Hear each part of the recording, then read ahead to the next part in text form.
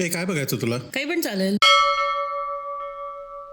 नमस्कार, काही पणच्या या नवीन भागात तुमचं स्वागत आहे, जिथे आपण घेऊन येतो काहीतरी नवीन, काहीतरी युनिक, काहीतरी वेगळं, जे आपल्याला आपल्या मराठी भाषेमध्ये कधी ऐकायला मिळत नाही. आज आपण बघतोय की शैलेंद्र साहेब यांची थोडी टंचाई चालू आहे आणि मी म्हटलं आपण घेऊन येऊया एक नवीन व्हिडिओ आपल्या रसिक प्रेक्षकांसाठी. हे सगळं नक्की काय चाललंय, हे कुठून उगमास आलं, काय नक्की चाललंय, काय आपल्याला माहिती आहे की सिलेंडर कमी झालेत, कमर्शियल सिलेंडर, आणि सगळीकडे धावपळ चालू आहे. पेट्रोल, डिझेल आणि बाकी पण फ्युएल्स ज्याला म्हणतो आपण, इंधनं, याची कदाचित कमतरता भासू शकते असं म्हटलं जात आहे. परवा प्रधानमंत्र्यांनी पण येऊन सांगितलं होतं की जसं करोना काळामध्ये आपल्याला धीर गरजेचा होता, तसंच कदाचित जर युद्ध असंच चालू राहिलं आखाती देशामध्ये तर आपल्याला त्याचप्रमाणे त्याच पातळीने काही निर्णय घ्यायला लागतील आणि एक भारताचे नागरिक म्हणून सुद्धा आपल्याला काही गोष्टी स्वतःहून करायला लागतील. तर आज आपण बघूया की हे सगळं सुरू कुठून झालं, नक्की पेट्रोल, डिझेल, LPG, LNG हे सगळं काय आहे, आणि त्याच्यानंतर हा सगळा जो कारभार आहे, प्रॉब्लेम आहे, हा सगळा आपल्यापर्यंत पोचला कसा आणि आपण पुढे याच्या काय करता येईल. बरोबर आहे.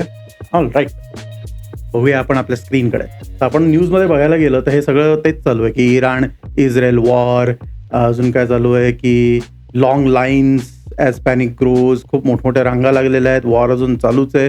ट्रम्प त्या काहीतरी एक गोष्ट बोलतात आणि नंतर दुसऱ्या दिवशी काहीतरी भलतंच होतं. हे सगळं आपण महिनाभर बघतोय, चाललंच आहे आता, आणि अजून किती वेळ चालेल माहीत नाही. तर आपण जर बघायला गेलं तर वेगवेगळे टँकर, स्ट्रेट ऑफ हॉर्मुझ, सिलेंडरचं प्रॉब्लेम्स, हे सगळं आपल्यासमोर दर मिनिटाला आपण TV चालू केला, YouTube चालू केलं की समोर दिसतंच आहे. आता नक्की करायचं काय हा प्रश्न आहे, बरोबर. पण आपण जाणून घेऊया नक्की हे सगळं झालंय कशामुळे. ठीक आहे, सो आपण सुरू करूया पेट्रोल, डिझेल आणि या सगळ्या गोष्टींमधनं. तर आपल्याला शाळेत बऱ्याच जणांना शिकवलं आहे की डायनोसॉर कधी काळी होते आणि अशोक मामांच्या 50 रुपयांप्रमाणे ते पण कधी काळी वारले आणि ते जमिनीत पुरल्या गेले, आणि त्यांचं जेव्हा विघटन झालं तेव्हा त्याच्यातनं क्रूड ऑइल याची निर्मिती झाली. हे सरासर खोटं आहे. डायनोसॉर हे क्रूड ऑइलच्या निर्मितीसाठी कदाचित 1 किंवा 2% वगैरे कारणीभूत असतील, कारण डायनोसॉरच्या पण आधी, बरेच वर्ष आधी, कित्येक काळ आधी आपल्याकडे होते पाण, वनस्पती आणि मासे, आणि एकंदरीत वनस्पती सुद्धा. सो सुरुवात त्यांच्यापासून झाली. हे डाव्या बाजूच्या चित्रात आपण बघू शकता 300 to 400 मिलियन इयर्स अगो मासे आणि छोटे सूक्ष्म प्राणी आणि पाणवनस्पती आणि या सगळ्या गोष्टी. या नंतर जेव्हा त्या गोष्टी गेल्यानंतर जमिनीत पुरल्या गेल्या, वरती मग सँड आणि स्लिट लेअर वगैरे वगैरे वगैरे झाली. इथे बघू शकता प्लांट अँड ॲनिमल रिमेन्सचा एक लेअर झाला, आणि मग खूप वर्ष गेली आणि त्याच्यानंतर ते जे डिकम्पोजिशन झालं त्या लेअरचं, त्याच्यामधनं सुरू झालं क्रूड ऑइल. आणि आता इथे सगळ्यात उजवीकडच्या आपण चित्रात बघतोय की हा जो प्लांट अँड ॲनिमल रिमेन्सचा जो लेअर होता तो आता झालाय oil and natural gas deposits. आणि कसं आहे, आपल्याकडे भारतामध्ये आपण जरा विचार करून एक बोरवेल खोदली तर पाणी येतं, विचार न करता खोदली तर पुण्याची मेट्रो लाईन येते. तसंच जगभरात आपण जर विचार करून काही गोष्टी बरोबर ठिकाणी जर हे खोदलं तर तिथे आपल्याला ऑइल आणि नॅचरल गॅसचे डिपॉझिट्स मिळतात, बरोबर. ठीक आहे, आता आपल्याला कळलंय की हे नॅचरल गॅस आणि ऑइल डिपॉझिट्स हे क्रूड ऑइलच्या फॉर्ममध्ये कसे बनले, बरोबर. तर वळूया आपण पुढे. क्रूड ऑइल जगभरामध्ये जमिनीतून काय असं पेट्रोल, डिझेल आणि या गोष्टी काय लगेच येत, बरोबर. म्हणजे बरोबर आहे. तुम्हाला माहीत नसेल तर सांगतो.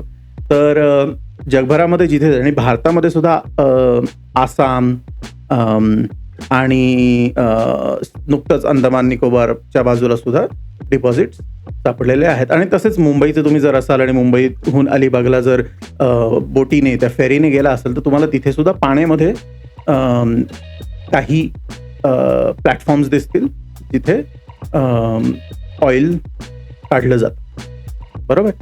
तर ह्या सगळ्या गोष्टी जगभरामध्ये वेगवेगळ्या ठिकाणी मिळतात.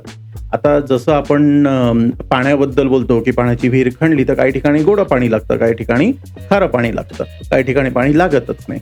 तसंच हे क्रूड ऑइलचं सुद्धा जगभरामध्ये प्रत्येक ठिकाणी जे क्रूड ऑइल निघेल आतनं, मातीचं तेल पण म्हणतात, ते एकाच क्वालिटीचं असतं असं नाही. तर व्हेनेझुएलाबद्दल आपण ऐकलं होतं. एक त्यांचे जे पंतप्रधान होते त्यांना एका ट्रिपवरती नेण्यात आलं. माहिती नसेल तर अजून एका व्हिडिओमध्ये त्याच्याबद्दल पण माहिती देऊ. पण व्हेनेझुएलामधलं जे ऑइल आहे ते एकदम घट्ट आहे, एकदम जे डांबर म्हणतो ना आपण, डांबर, त्या कन्सिस्टन्सीचं आहे, तेवढं जाड आहे. तेच आपण जर नेदरलँड्स किंवा या भागांमधलं किंवा काही अजून भाग आहेत, मला एकदम आठवत नाही आहेत, तिथलं बघितलं तर एकदम आपलं जे हेअर ऑइल किंवा बेबी ऑइलची कन्सिस्टन्सी असते अगदी तेवढं पातळ पण असतं. तर हे आहे क्रूड ऑइल. आता या क्रूड ऑइलमधनं निघतात या सगळ्या गोष्टी. डावीकडच्या तक्त्यात आहेत आपल्याला फ्युएल्स म्हणजे काय, इंधन वेगवेगळं, बरोबर. Petrol, diesel, gasoline, jet fuel, kerosene वगैरे वगैरे, म्हणजे रॉकेल जे वगैरे म्हणतो ते प्रकार. त्याच्यानंतर आलं लुब्रिकंट्स अँड ग्रीस. त्याच्यामध्ये काय आलं, वंगणाची तेलं असतील किंवा इंडस्ट्रीयल ग्रीस जे लागतं, एकदम डालडाच्या कन्सिस्टन्सीचं असतं, ते जे मोठे मोठे कारखाने असतात किंवा मोठे मोठी मशीन असतात, मोठे मोठे इंजिन असतात, याचे जे 2 धातूचे भाग असतात, मेटलचे पार्ट्स असतात, त्याच्यामध्ये घर्षण होऊ नये, फ्रिक्शन होऊ नये म्हणून ग्रीस आणि लुब्रिकंट्स वापरले जातात. आपल्या गाडीमध्ये पण आपण जे मोटर ऑइल घालतो ते पण हे लुब्रिकंट्सच्या अंडर आहेत, ठीक आहे. मग आलं waxes, asphalt and petroleum coke. Wax तर आपल्याला माहिती आहे, हे मेणबत्ती, बरोबर. आपल्याला वाटतं की हे नॅचरल आहे, नाही, मोस्टली मेणबत्त्या आपल्या सगळ्या या पॅराफिन वॅक्समधून येतात. ॲस्फाल्ट म्हणजे डांबर, त्याच्याबद्दल तर बोललोच आपण. आणि पेट्रोलियम कोक, हे जे पेट्रोलियम प्रोसेस होतं ना, तर त्याच्यामधनं कोळसा पण निघतो एक प्रकारचा, तो पण नंतर इंधनासाठी वापरता येतो. त्याच्यानंतर आलं पेट्रोकेमिकल प्रॉडक्ट्स. बरीच आपण जी वापरतो नेहमीच्या वापरातली प्रॉडक्ट्स आहेत, जी केमिकल्स आहेत, ती ॲक्च्युली पेट्रोलियमचं बाय प्रॉडक्ट म्हणून येतात. नॅचरल काही पण आहेत, पण बरीच केमिकल, म्हणजे आता हे दाखवायला माझ्याकडे हे कटिंग बोर्ड पॉलिश करायला, स्वच्छ करायला मिनरल ऑइल आहे. आणि तुम्हाला माहिती आहे मिनरल ऑइल हे खूप आपल्या वेगळ्या फार्मास्युटिकल नाही, पण काय म्हणतो, हे मॉइश्चरायझर आणि तेलं आणि या सगळ्या गोष्टींमध्ये पण वापरलं जातं, बरोबर आहे. त्याच्यानंतर हे रंग आहेत, सो या टाईपच्या गोष्टींमध्ये पण ऑइल पेंट्स वगैरे जे म्हणतो त्याच्यामध्ये पण असतं, बरोबर आहे. त्याच्यानंतर आले हे गॅशियस प्रॉडक्ट्स. आता गॅशियस प्रॉडक्टमध्ये आले प्रोपेन, ब्युटेन, मिथेन वगैरे या प्रकारच्या गोष्टी, बरोबर. तर हे बनतं कसं, म्हणजे काय नक्की हे, ठीक आहे आपल्याकडे क्रूड ऑइल आहे आणि याच्यात या गोष्टी निघतात, त्या नक्की येतात कशा. तर ही आहे सोपी केलेली पद्धत. हे खूप कॉम्प्लिकेटेड आहे, काही गोष्टी मी डिटेलमध्ये घुसणार नाही, पण आयडिया अशी आहे की क्रूड ऑइल तुम्हाला येतं जे असं डांबर पण असू शकतं किंवा लाईट कन्सिस्टन्सीमध्ये पण असू शकतं, आणि मग तुम्ही ते प्रोसेस करता आणि वेगवेगळ्या वेळेला वेगवेगळ्या गोष्टी याच्यातनं निघतात, बरोबर. ठीक, सोपं एक्झाम्पल देतो तुम्हाला, थांबा एकच मिनिट.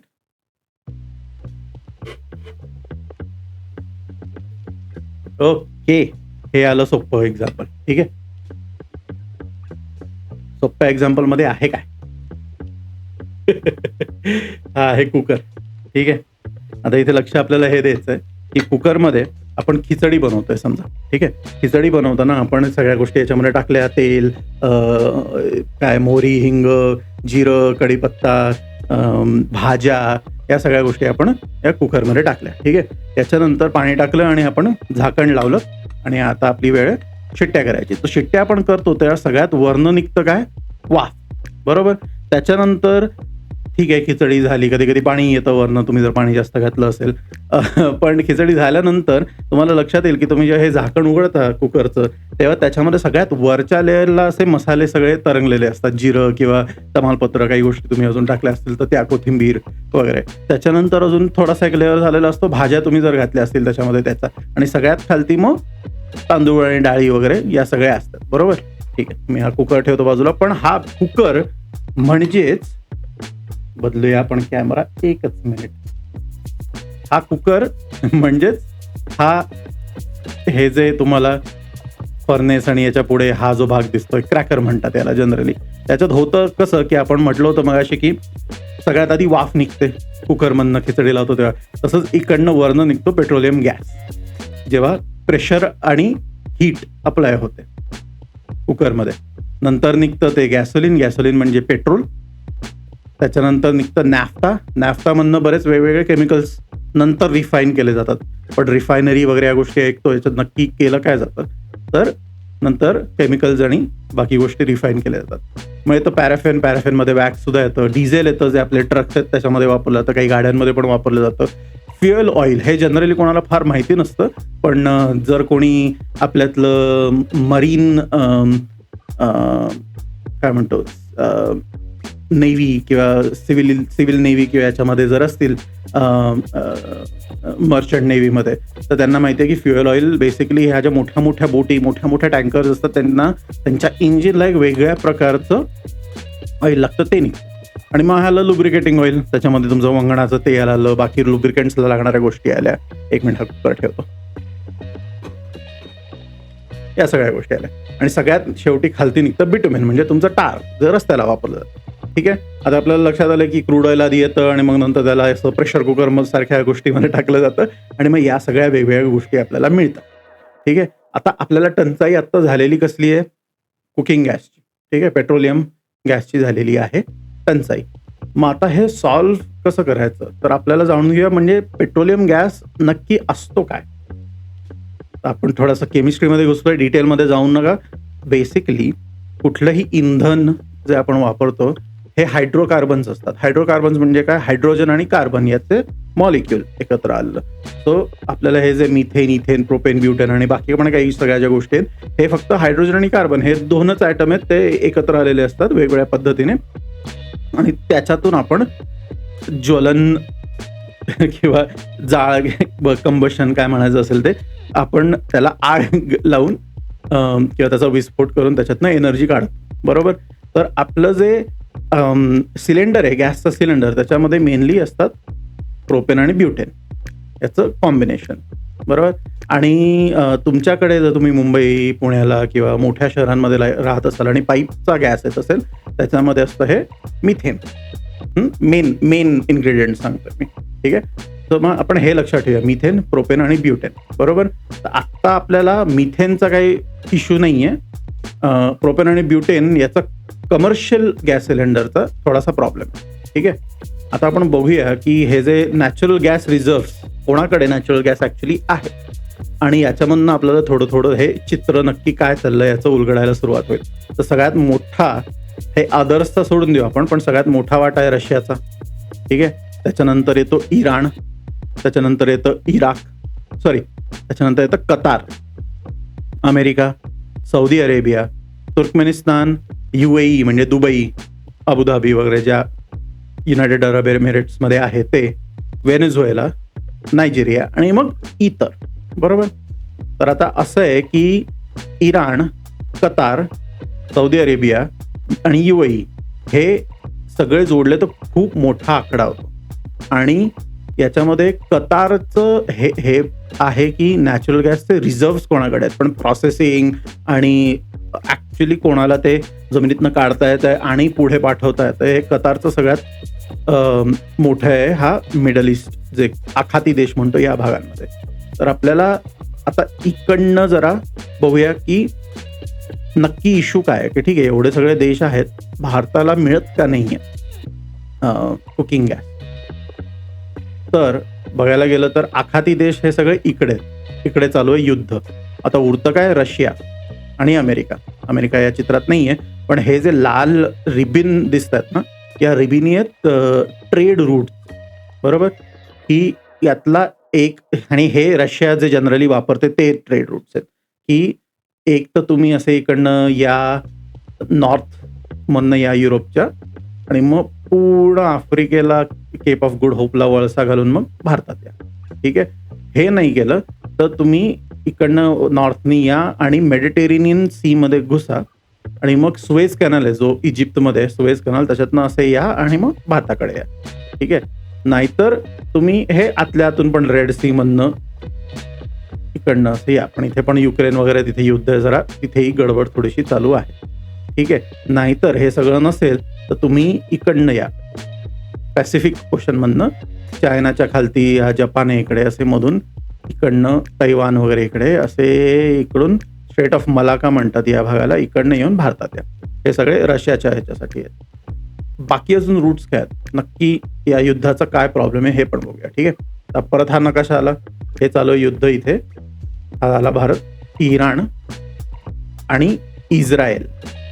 तर मेन इराण आणि इस्रायलमध्ये जे काय चाललंय ते चाललंय आणि अमेरिका एकतर इस्रायलहून किंवा मग UAE, सौदी अरेबिया, कुवेत आणि अजून झूम केलं तर हा आहे अंगठ्यासारखा इथे कतार आणि अजून एक छोटासा बेट आहे बहारेन वगैरे. या सगळ्या ठिकाणी इराकमधनं पण काही गोष्टी आहेत. इकडनं करतंय अमेरिका आणि इस्रायल ऑपरेट इराणवरती हल्ला करण्यासाठी. त्याच्यामुळे इराणनी या सगळ्या ठिकाणी मिसाईल्स आणि ड्रोननी हल्ले करायला सुरुवात केलेली आहे. आता आपण जरा झूम केलं, या गोष्टीबद्दल सगळेजण बोलत असतात की हा जो गोलाकार भाग आहे ना, गोलाकार, त्याला म्हणतात स्ट्रेट ऑफ हॉर्मुझ. एक जोक मी ऐकला होता माझ्या बाबांकडनं की फुटबॉल मराठीत तुम्ही कसं सांगाल एखाद्याला शिकवायचं असेल तर, की काय हा बेसिकली हा जो बॉल आहे ना, हा जो गोल आहे तो तिकडे जो चौकोन आहे ज्याला गोल म्हणतात त्याच्यात टाकायचा की गोल होतो. तसंच हा जो गोलाकार भाग आहे त्याला स्ट्रेट ऑफ हॉर्मुझ म्हणतो आपण. आणि मग त्याच्यानंतर या बाजूला आहे गल्फ ऑफ ओमान आणि डाव्या बाजूला आहे पर्शियन किंवा अरेबियन गल्फ. ठीक आहे. सो प्रॉब्लेम असा आहे की इराणनी हा केलेला आहे पूर्ण ब्लॉक. त्याच्यामुळे हे जे सगळे देश आहेत की आपण मागे बघितलं होतं की कतार आहे, सौदी अरेबिया आहे, UAE आहे आणि स्वतः इराण पण आहे. इथनं म्हणजे कतार, UAE, सौदी अरेबिया या इकडनं येणार कसं पेट्रोल आणि गॅस, हा येणार इकडनं. आणि हे हा जो स्ट्रेट ऑफ हॉर्मुझचा भाग आहे हा केलेला आहे चोक. ठीक आहे. तो मग त्याच्यामुळे झालेला आहे जरा थोडासा ट्रॅफिक जॅम. ठीक आहे. आता दुसरे ऑप्शन तर आपण बघितलेच की रशियाचा काय ऑप्शन आहे. रशियाचा प्रॉब्लेम अजून एक आहे की हे समजा जर या बाजूनी आले तर इराणनी इस्रायलवर हल्ला केलेलाच आहे. आपण न्यूजमध्ये ऐकतोच की तेलअवीववर आणि याच्यावरती अटॅक केलेला आहे. आता हा सुएझ कॅनल फारसा किती लांब आहे त्यांच्यासाठी. जर इथपासून इराणपासून इथे येऊ शकतात तर इथला काय म्हणजे ते काय फार लांब नाही आहे. आणि हे मी याच्यासाठी म्हणतोय कारण यांनी सध्या एक 4000 किलोमीटर लांब बेटावरती पण हल्ला केलेला आहे इराणनी, जो इथे कुठेतरी आहे मॉरिशसमध्ये. कुठे गेलं ते बेट,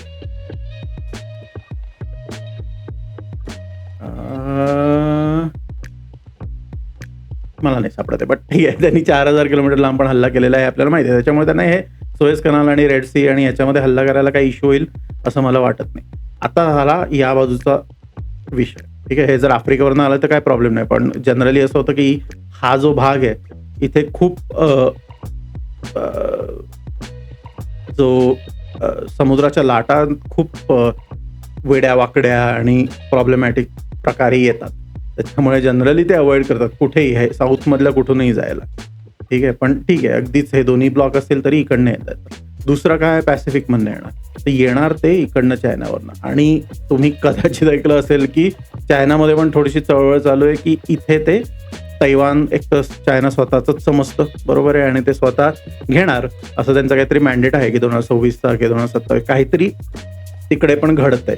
मग होणार काय आहे की जर चायनाने हालचाल करायला सुरुवात केली तर हा साऊथ चायना सी आणि हा सगळा भाग पण अडकणार, काहीतरी हे होणार. तर मग येणार कसं, हा सगळा इश्यू आहे. भारताकडे रिझर्व्ह जे म्हणतो साठा कमी होता का, तर मी कुठून तरी न्यूजमध्येच किंवा आर्टिकल्समध्येच बघितलं की 1 महिन्याचा साठा आहे आपल्याकडे. पण कमी कमर्शियल सिलेंडर्स कमी केलेत. याचं कारण असं आहे की पुढचा जो येणारा सप्लाय आहे तो स्लो आहे. त्याच्यामुळे ते ॲडजस्ट करायला की घरी लोकांच्या गॅस येऊ देत, मिळू देत.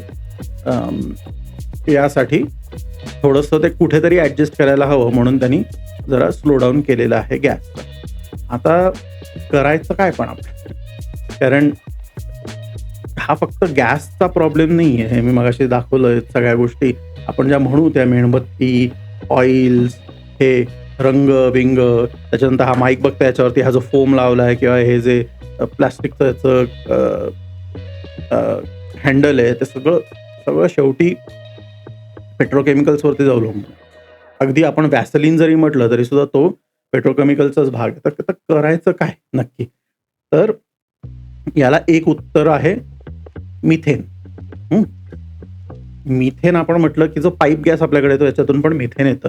तर प्रॉब्लेम त्या पाईप गॅसचा असा आहे की ते सुद्धा पेट्रोलियम प्रॉडक्टमधलं जे मिथेन आहे ते पाईप गॅस थ्रू येतं.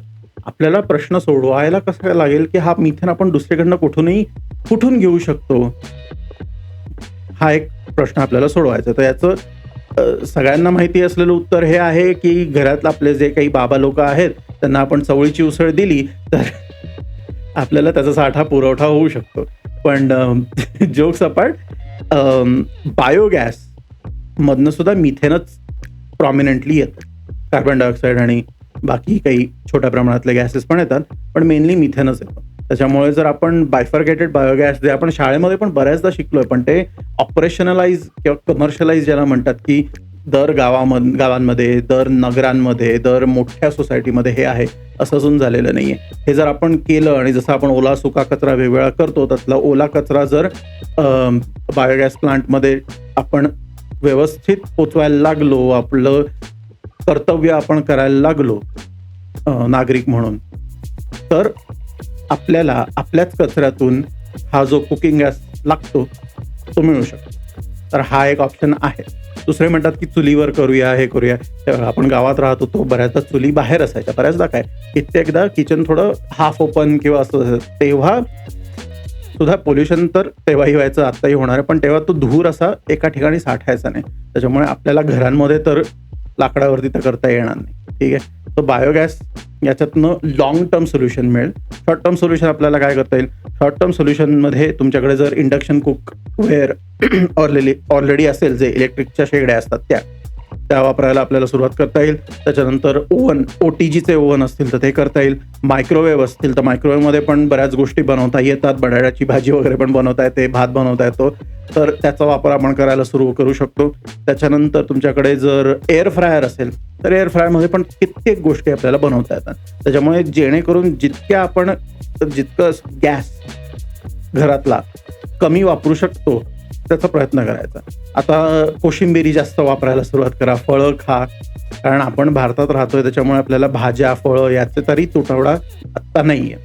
त्याच्यामुळे जरा त्याच्यावर जास्त आपण कच्च्या भाज्या आणि याच्यावर अवलंबून जास्त राहू शकतो. दुसरी गोष्ट म्हणजे नाश्त्याला आपण बऱ्याचदा पोहे, शिरा, उपमा या गोष्टी करतो, तर दडपे पोहे ट्राय करा. दडपे पोहे पातळ पोहे असतात, त्यांना काही आपल्याला गॅसची गरज पडत नाही. त्याच्यासाठी कुरमुऱ्याची सुकी वेळ असते तशी करू शकता, त्यांनी सुद्धा पोट व्यवस्थित भरतं.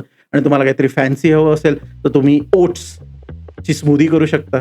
आणि माझ्याकडे आणि निमिषाकडे, माझ्या बायकोकडे ओट्सच्या स्मूदीच्या A1 रेसिपीज आहेत आणि याच्यामध्ये अजिबात साखर घातली जात नाही. हे प्युअर व्हेजिटेरियन आहे आणि पोट गॅरंटीड भरतं. त्याच्यामुळे ही जर रेसिपी तुम्हाला हवी असेल तर आम्हाला कॉमेंट्समध्ये सांगा आणि आम्ही पुढच्या व्हिडिओमध्ये ती रेसिपी करू तुमच्यासाठी. लाईव्ह स्ट्रीम येणारच आहे, त्याचं प्लॅनिंग चालूच आहे. आत्ता असं झालं की या सगळ्या वेगवेगळ्या गोष्टी घडतायत, त्याचा पटकन आपण एक आपल्या लोकांना सोप्या साध्या शब्दामध्ये कळेल असा व्हिडिओ बनवूया म्हणून आजचा व्हिडिओ केलेला आहे. याचं एडिटिंग पण काही फारसं खूप म्युझिक आणि टेक्स्ट आणि चित्र आणि हे सगळं आहे असं केलेलं नाही आहे. याच्या मागचं कारणच असं आहे की पटकन या गोष्टी तुमच्यापर्यंत आणायच्या होत्या आणि मी पेट्रोकेमिकल्स आणि ऑइल इंडस्ट्रीमध्ये काम याआधी केलेलं आहे. त्याच्यामुळे मला थोडंसं सोपं गेलं तुम्हाला हे असं पटापट समोर लगेच रिसर्च करून सांगण्यामध्ये. तर असंच बघत राहा. काही पण दर आठवड्याला आपण काहीतरी नवीन वेगळंच घेऊन येतो, जे आपल्याला मराठी भाषेमध्ये, आपल्या भाषेमध्ये सहसा बघायला मिळत नाही. लाईक करा, सबस्क्राईब करा आणि आम्हाला कॉमेंट्समध्ये कळवा की तुम्हाला कसा वाटला व्हिडिओ. आमचे बाकीचे व्हिडिओ पण बघा आणि लाईव्ह स्ट्रीमसाठी ते बेलचं बटन असतं ना, ते दाबा. म्हणजे जेव्हा हा व्हिडिओ येईल, जेव्हा नवीन लाईव्ह स्ट्रीमबद्दल काहीतरी माहिती येईल, तुम्हाला लगेच एक नोटिफिकेशन येईल आणि तुम्ही आम्हाला लाईव्ह जॉईन करू शकता लवकरच. तिथपर्यंत नमस्कार. काय बघायचं तुला? काही पण चालेल.